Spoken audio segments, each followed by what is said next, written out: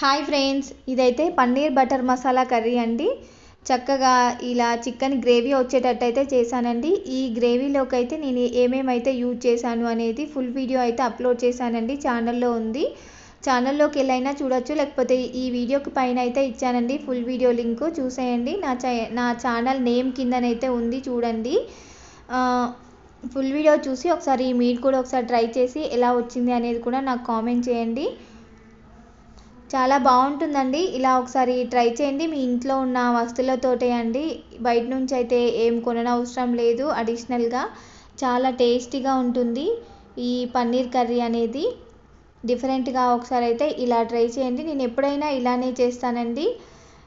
ఇలా అయితే ముందుగానే మసాలా అనేది ప్రిపేర్ చేసుకున్నారనుకోండి, చాలా టేస్టీగా బాగా కుదురుతుంది. మీ ఇంట్లో వాళ్ళు చాలా ఇష్టంగా తింటారు. వీడియో నచ్చితే సబ్స్క్రైబ్ చేసుకోండి. బాయ్.